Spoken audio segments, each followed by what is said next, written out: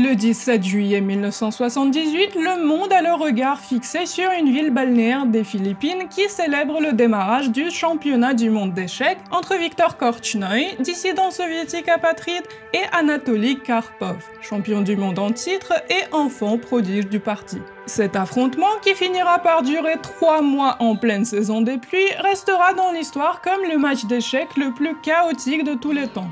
Tout autant pour le jeu noble lui-même que pour les intrigues politiques, les tentatives de déstabilisation parapsychologique et les gourous. Le championnat du monde d'échecs de 1978 était d'une importance capitale pour l'URSS. Les échecs étaient l'un des piliers majeurs de la culture soviétique, cultivé de haut comme un passe-temps intellectuel qui offrait à l'URSS une preuve tangible de la haute culture de ses citoyens. Les ressources investies dans la cultivation des échecs par l'État et la qualité de l'entraînement ont fait que les joueurs soviétiques profitaient d'une domination inégalée sur la scène internationale et avaient maintenu le titre de champion du monde de manière ininterrompue depuis 1948, avant que cette domination ne soit brisée en 1972 par l'Américain Bobby Fischer, qui remporte le match contre le champion en titre Boris Spassky, une défaite qui est difficile à avaler pour l'URSS. Selon les règles de l'épreuve à l'époque, le champion doit défendre son titre tous les 3 ans contre un adversaire qui est sélectionné à travers le tournoi des candidats, dont le gagnant se voit qualifié pour affronter le champion en titre au cours d'un match individuel. Après 1972, la question de qui affrontera Fischer au prochain championnat, prévu pour 1975, est traitée très sérieusement par l'URSS. En finale du tournoi des candidats de 1974, sans surprise, ce sont 2 soviétiques, Viktor Korchnoi et Anatoly Karpov, qui luttent pour le droit de faire face aux champions en titre. Karpov et Korchnoi étaient des personnages parfaitement manichéens. Korchnoi était un joueur un peu vieux en comparaison avec les autres stars des échecs soviétiques, un survivant de la blocade de Leningrad qui, au moment de ce tournoi, a 43 ans. Malgré cette floraison tardive, son amour pour les échecs est inégalable. D'après ceux qui l'ont connu, c'était la seule chose qui lui importait dans la vie. Il a un style unique, très adaptable et tenace. Il est maître de la contre-attaque et un vrai battant. Il est aussi un joueur émotionnel, qui est connu pour insulter ses adversaires et faire des déclarations inflammatoires. Et en URSS, Korchnoi ne se fait pas d'amis, que ce soit auprès de ses collègues ou des autorités.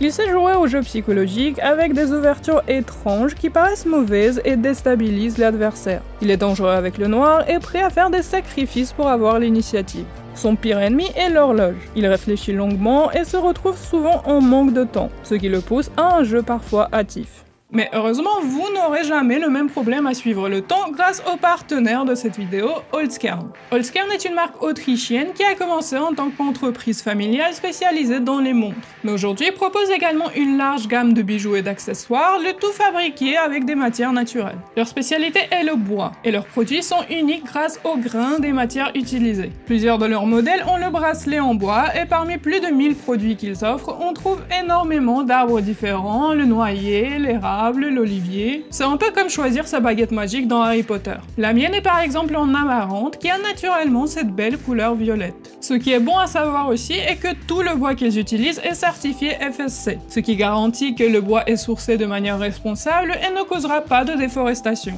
Aujourd'hui, Holzkern a plus de 10 magasins physiques en Allemagne et en Autriche, et en plus des montres, ils ont une large gamme de bijoux qui met en valeur l'aspect naturel des métaux et des pierres. J'ai pris de magnifiques boucles dorées en lapis lazuli et ce bracelet en nacre, qui serait un parfait cadeau pour vos proches ou pour vous-même. Donc si vous voulez avoir la classe d'un grand maître international, je vous invite à aller jeter un œil au site d'Holzkern et regarder leurs beaux produits. Et si vous avez un coup de cœur, j'ai une bonne nouvelle, car Holzkern offre 15% de réduction à mes abonnés en cliquant sur le lien en description ou dans le commentaire épinglé avec le code MACHA. Merci encore à Holzkern et on retourne à notre tournoi. Face à lui, Anatoly Karpov, de 20 ans son cadet, était presque son opposé total. Karpov était un joueur modèle qui a enchaîné succès après succès dès le plus jeune âge. C'était un fils parfait du système, préférant être loyal pour obtenir tout le soutien qu'il pouvait avoir, ce qui en fait une tête d'affiche des échecs soviétiques. On le décrit comme glacial, ne laissant transparaître aucune émotion. Sur l'échiquier, on le décrit comme un boa constrictor, qui ne prend pas trop de risques, mais répond sans merci aux erreurs de l'adversaire.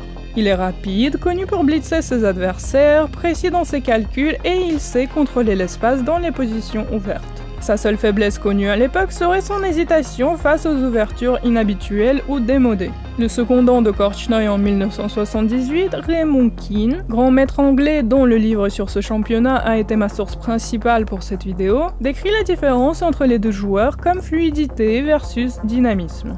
Karpov remporte le tournoi des candidats et se prépare donc pour affronter le champion en titre. Mais tout n'est pas si simple du côté de Bobby Fischer.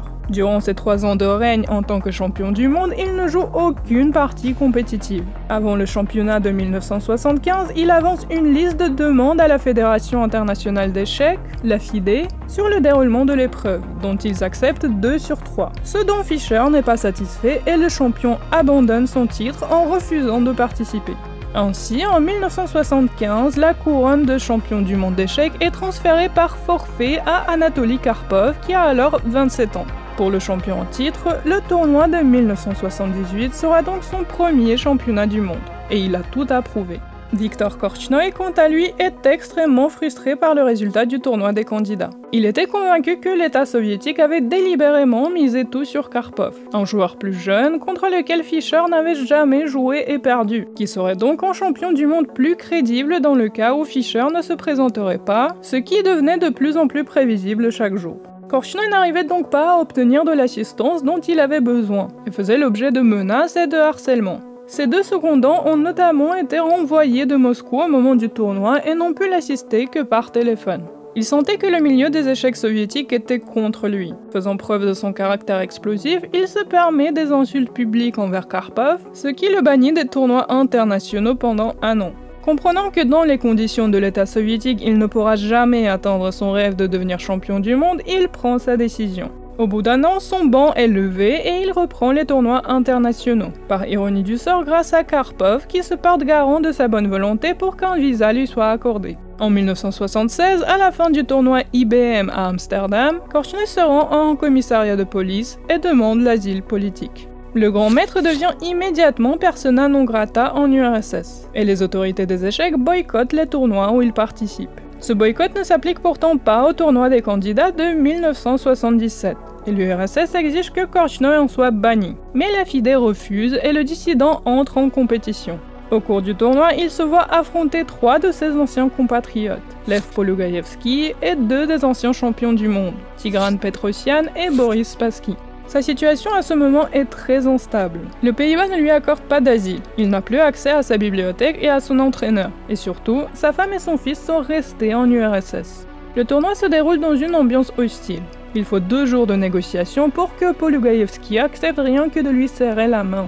En finale, Spassky perd 4 parties d'affilée et se met à jouer depuis son box, ce que Korchnoi imite en laissant le public confus observer une scène vide. Malgré ces obstacles, Viktor Korchnoi remporte le tournoi des candidats. Et ainsi, alors que le championnat du monde de 1978 s'approche, la presse savoure l'occasion qui est dépeinte comme un affrontement entre un bon garçon communiste et un traître anti-soviétique. Le choix du lieu se porte sur la ville philippine de Baguio. Le président Marcos, un grand passionné d'échecs, n'a pas épargné les coups. Le jeu se déroulait dans le fraîchement construit centre des conventions qui pouvait accueillir 1000 personnes dans le public, et que les journalistes ont décrit comme la meilleure salle de jeu d'échecs qu'ils ont jamais vue. Le prix du championnat est également le double de ce qu'ont remporté Fischer et Spassky 3 ans auparavant, avec 560 000 $, dont 5/8 iraient aux gagnants.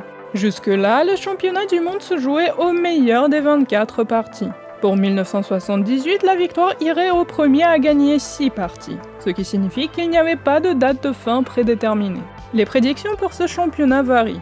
En termes de points Elo, le système d'évaluation des joueurs d'échecs, Karpov et Korchnoi sont les 2 meilleurs joueurs au monde à l'époque. Karpov premier avec 2700 points et Korchnoi pas loin derrière avec 2695. Malgré le manque de ressources, son jeu s'améliore beaucoup depuis son arrivée en Occident. Karpov ne dort pas non plus et remporte plusieurs tournois majeurs pendant ses 3 ans en tant que champion.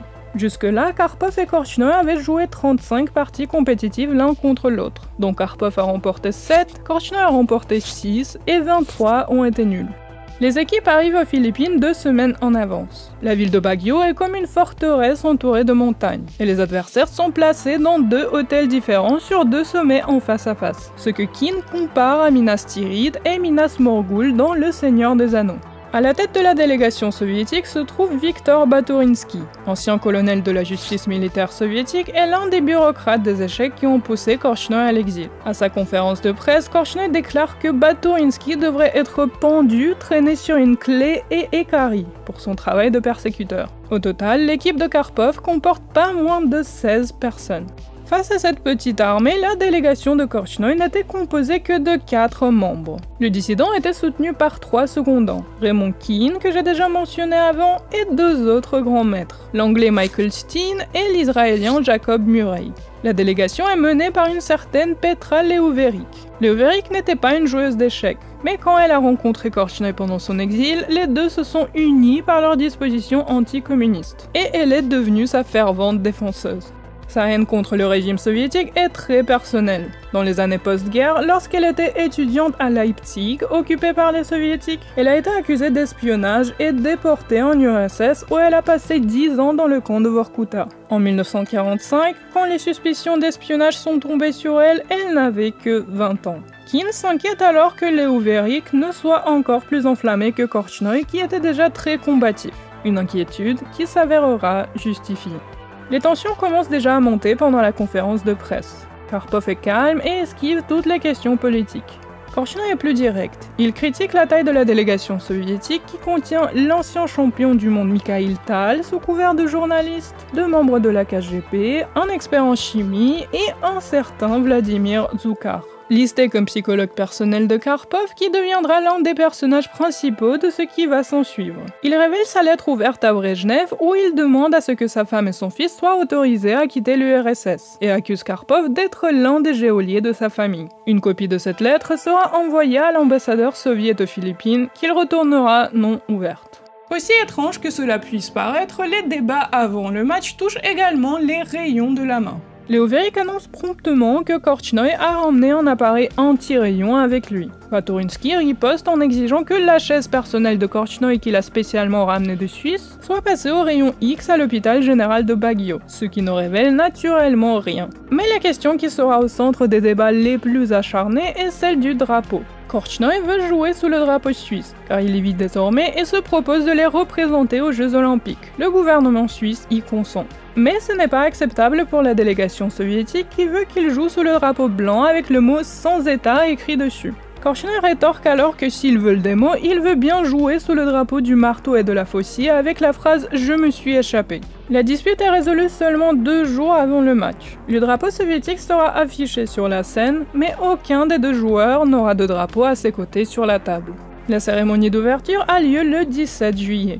Pour continuer sur la lancée désastreuse, l'orchestre se trompe et joue l'Internationale au lieu de l'hymne soviétique. Le championnat du monde d'échecs 1978 est officiellement inauguré. La première partie est programmée le jour suivant, le 18 juillet. Et le matin même, un autre obstacle surgit. Les 2 joueurs s'accordent pour dire que les pièces sont trop légères, et la partie risque de ne pas commencer à temps. La situation est sauvée par un millionnaire de Manille, Manuel Zamora, qui fait livrer un jeu d'échecs sur 250 km de route montagneuse depuis la capitale, et celui-ci arrive seulement 15 minutes avant la partie. Malgré toute cette émotion, la première partie est une déception. Après quelques mouvements précis des 2 côtés, la partie s'étouffe rapidement en une nulle. Cet ennui réduit drastiquement l'intérêt à Baguio, et le public de la deuxième, qui a lieu 2 jours plus tard, est à moitié vide. La partie est de nouveau nulle, mais plus encourageante pour Korchnoi. Pour une fois, c'est Karpov qui est derrière en termes de temps. À un moment de la partie, Karpov avait utilisé 50 minutes contre 4 de Korchnoi. L'événement le plus marquant de cette partie se produit néanmoins lorsque Karpov se fait emmener en yaourt pendant le jeu. Ce goûter inoffensif donne lieu à une controverse qui sera l'objet de nombreux débats entre les délégations, le jury et les organisateurs. Le camp de Korchnoi, selon Keane en guise de parodie, pose une contestation formelle car il considère que la livraison du yaourt pourrait être un message codé. L'arrivée du yaourt à un certain moment de la partie pourrait être une indication à Karpov de faire une nulle ou un autre message de sa délégation. Comme il fallait s'y attendre, ce sont Baturinsky et Leuverick qui prennent cette affaire au sérieux. Et leur intransigeance gonfle ce problème de façon disproportionnée. Pendant un temps, le jury n'arrive pas à trouver de solution. Finalement, il est décidé que Karpov peut avoir son yaourt, mais seulement la variante violette et seulement à une heure spécifique par un serveur désigné.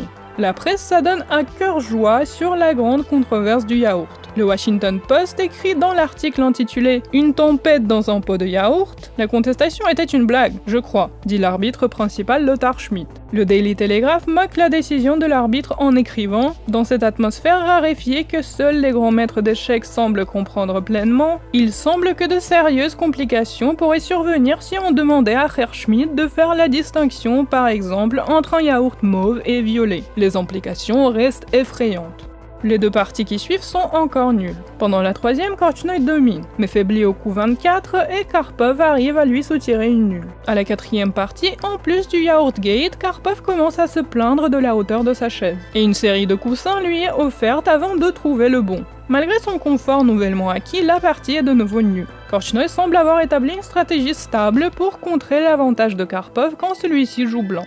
Après 4 parties un peu décevantes, le public était désespéré pour un peu d'action, et ils n'ont pas été déçus. La 5e partie, qui s'étale sur 3 jours, s'est avérée record à 2 niveaux. Non seulement c'est la partie de championnat du monde la plus longue, avec 124 coups, un record qui sera seulement battu en 2021, mais aussi la seule à finir en empate. Plus important encore est qu'il s'agit de la première fois que l'on observe un comportement étrange chez le psychologue de Karpov, Vladimir Zoukhar. Le New York Times rapporte l'incident dans son article sur la partie.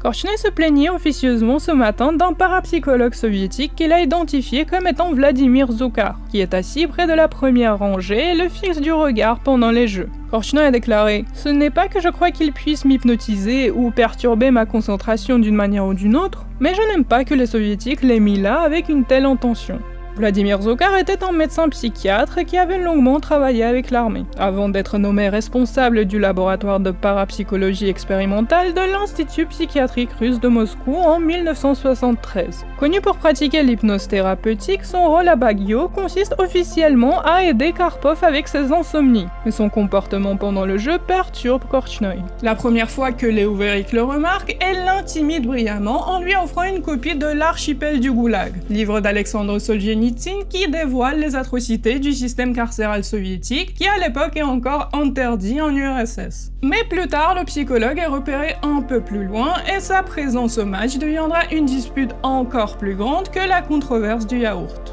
La 6e partie se joue dans l'intervalle entre les 2 dernières sessions de la partie 5, et vu les circonstances, il n'y a rien d'étonnant qu'elle finisse en nul en 23 coups. La 7e partie n'apporte toujours pas de résultat. Le jeu est ajourné dans une position gagnante pour Karpov, et pourtant le matin suivant, il offre une nulle à la grande surprise de tout le monde. C'est avec cette partie que les joueurs établissent un autre record peu glorieux, le plus grand nombre de parties nulles au début d'un championnat du monde. Korchnoi est clairement perturbé par les actions de Zoukhar. Avant la 8e partie, Keane écrit une lettre à l'organisateur du championnat, Florencio Campomanes, pour exiger que Zoukhar soit assis à l'arrière avec le reste de la délégation soviétique. De nombreux observateurs ont remarqué le comportement apparemment suspect du Dr Zoukhar lors des dernières parties. On a remarqué son habitude de fixer son regard sur Korchnoi comme s'il essayait de l'hypnotiser ou de l'influencer d'une autre manière pour qu'il joue des coups faibles. Il semblerait que les capacités du Dr Zoukhar aux échecs soient sévèrement limitées, et pourtant, paradoxalement, il maintient sa position aussi près que possible de la scène pendant les 5 heures entières de chaque partie sans même se lever pour répondre au simple appel de la nature. Un exploit remarquable qui prouve davantage qu'une humble dévotion au noble jeu d'échecs.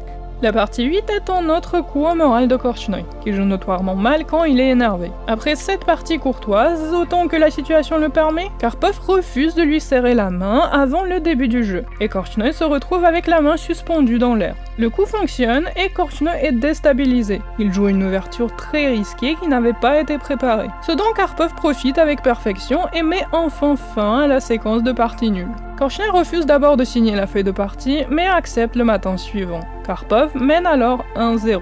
Zoukhar continue à gêner lors de la partie 9.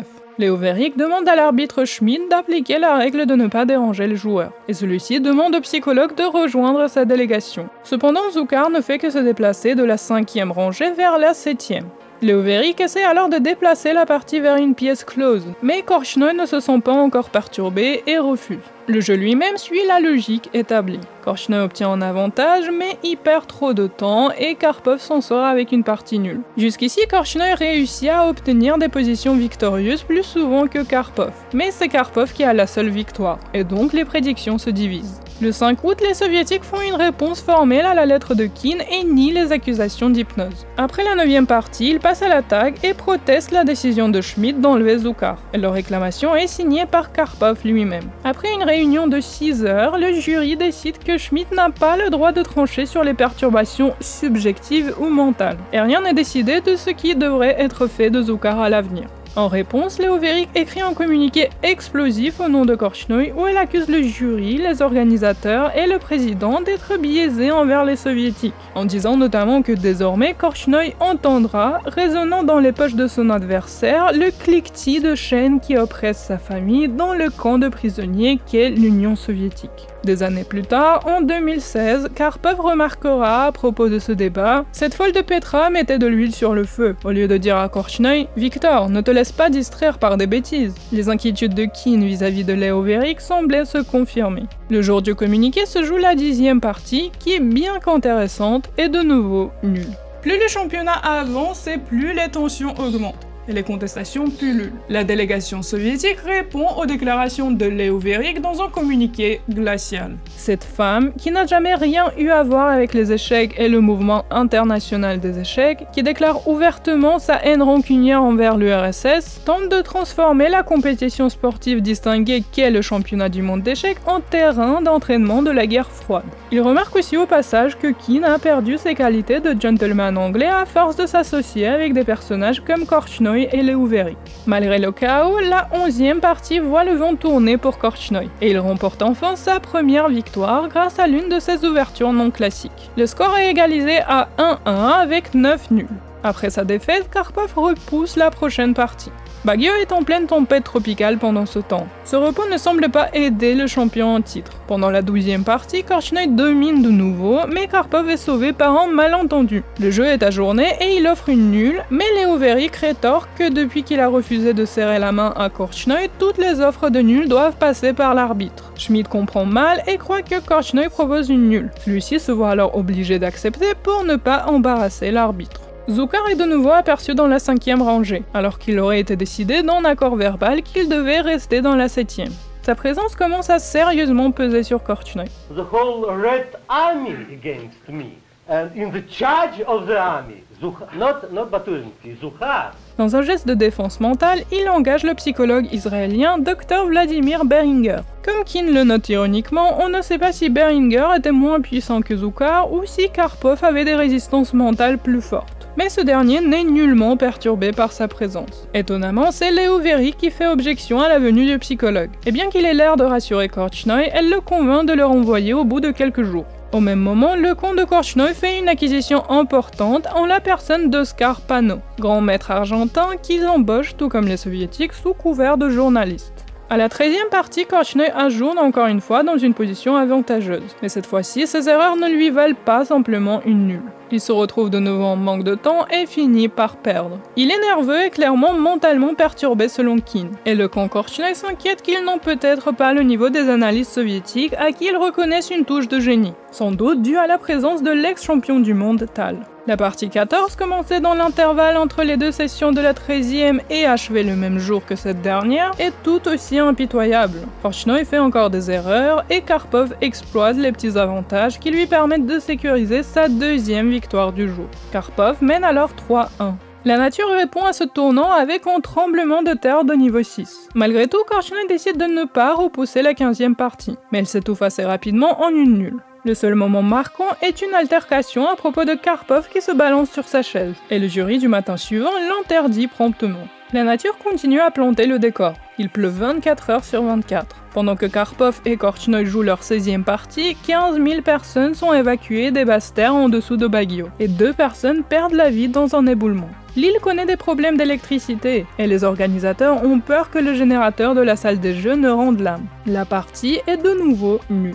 Plus fort encore que les tempêtes, le problème de Zoukhar continue à faire rage en arrière-plan. Leo Veric adopte une nouvelle tactique et essaye de le distraire avec des coups de pied au mollet ou des piqûres de stylo. Mais tout ce qu'elle parvient à faire est de se mettre de nouveau dans l'embarras. À la partie 17, ce souci remonte de nouveau à la surface.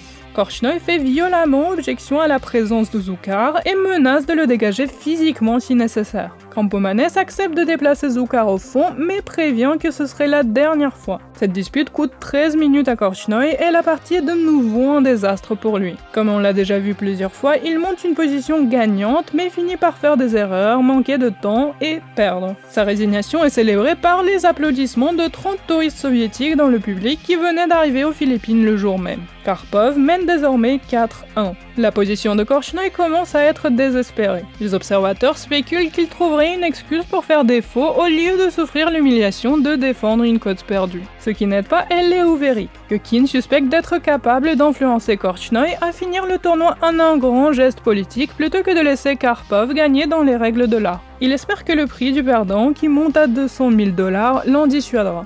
Korchnoi décide d'utiliser 2 de ses temps d'arrêt restants pour se recharger avant la 18e partie. Il part se reposer à Manille avec Leo Veric et Keane prend la tête de la délégation en leur absence. À ce moment, il croit sérieusement que Leo Veric n'agit pas dans les meilleurs intérêts de Korchnoi. Elle semble vouloir utiliser l'événement comme une plateforme d'attaque politique contre les soviets au lieu d'étouffer les disputes pour ne pas distraire Korchnoi et lui permettre d'offrir son meilleur jeu. Keane profite de leur absence pour renégocier la question de Zoukhar. À la réunion convoquée autour de cette question, il paye une tournée pour tout le monde, ce qui adoucit Baturinski. Et celui-ci concède finalement que Zoukhar devrait être assis derrière avec le reste de la délégation. En échange, Korchnoi devrait arrêter de porter les lunettes réfléchissantes qu'il avait dans chaque partie, supposément en guise de protection, ce qui énervait beaucoup Karpov, connu pour son envie de regarder l'adversaire dans les yeux. Keane accepte volontiers, heureux d'avoir résolu en une réunion un problème qui perdurait depuis 5 semaines. Mais sa joie ne dure pas longtemps, car il apprend qu'à ce moment même à Manille, Korchnoi est en train de donner une conférence de presse où il menace de quitter le tournoi si les organisateurs n'installent pas un miroir semi-réfléchissant entre les joueurs et le public. Horrifié, il envoie les secondants Steen et Murray à Manille pour lui demander de cesser les hostilités alors qu'un accord venait d'être trouvé. Et par chance, ils arrivent à le convaincre de retirer ses déclarations. À partir de ce moment-là, Keane restera à la tête de la délégation de Korchnoi, au grand soulagement de tout le monde.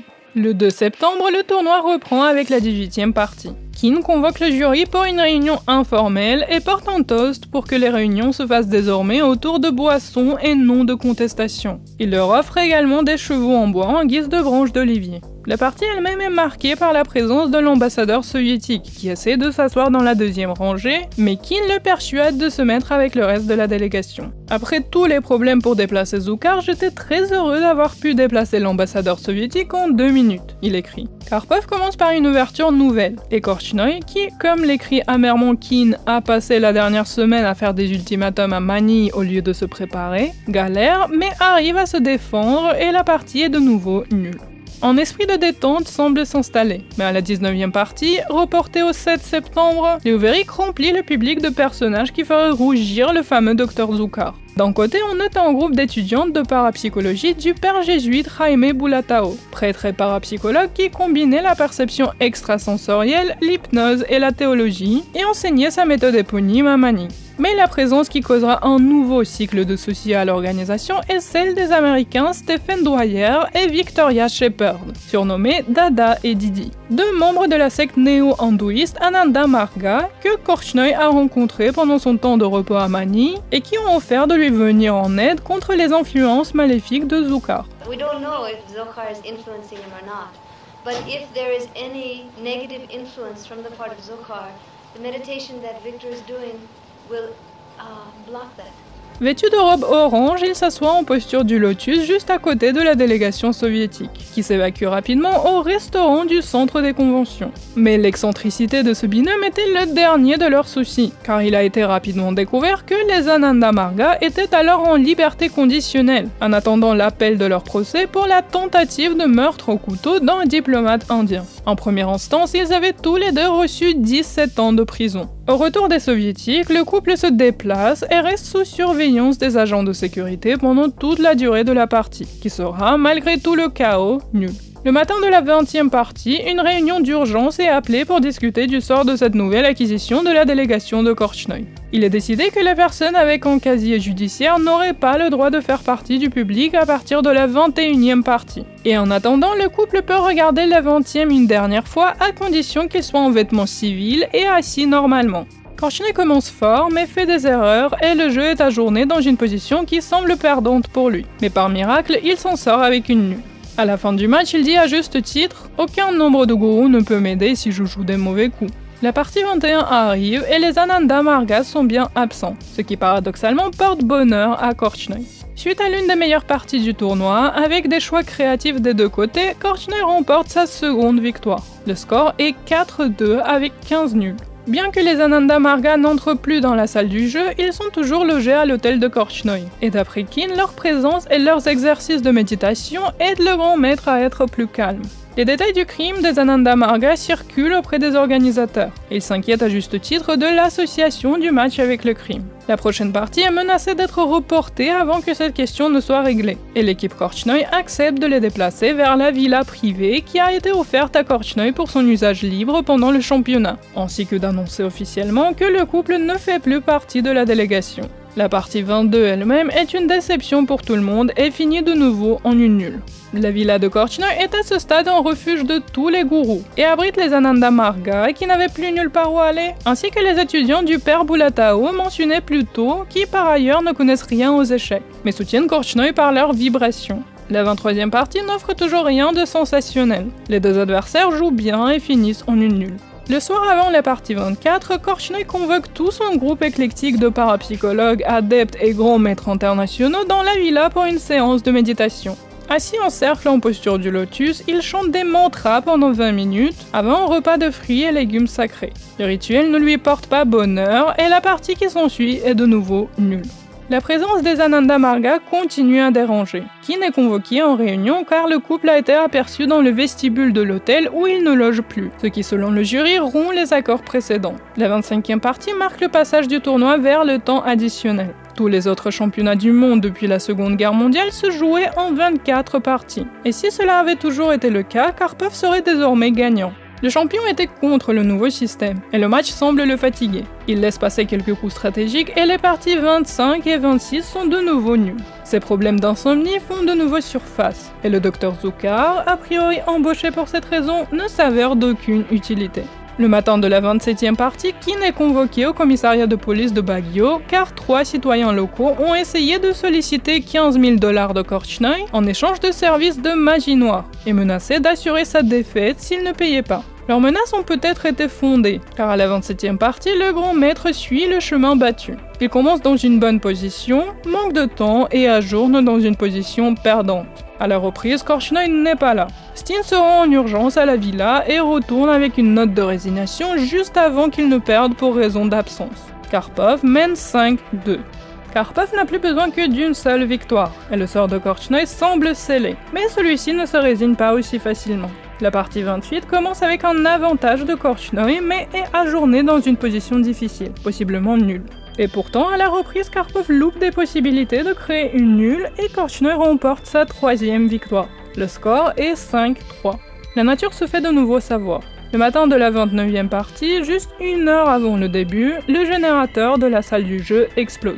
La partie est reportée de 2 jours, mais en attendant, Korchnoi passe la journée à la plage et revient avec un énorme coup de soleil, ce qui repousse la partie de 2 jours additionnels. Au moment du jeu, il n'en est toujours pas remis, et arrive avec une crève en plus.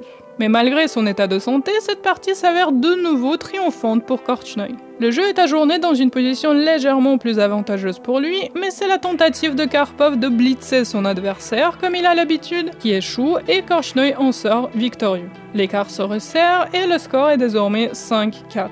Ces 2 victoires consécutives chamboulent les prédictions pour le tournoi. La partie 30 est plus tranquille et finit en nul, mais la 31e surprend le monde. Korchnoi développe une variation inhabituelle et après un début qui semble tranquille, lance son attaque qui lui permet de faire le comeback le plus spectaculaire de l'histoire du championnat du monde. Le score est égalisé à 5-5 et Korchnoi déclare que ses chances sont désormais les mêmes que dans une loterie. Karpov prend un temps d'arrêt après ses 2 défaites et se repose à Manille où il assiste à la finale de la Coupe du Monde de basket, pendant que Korchnoi divertit les journalistes en faisant des postures sur la tête.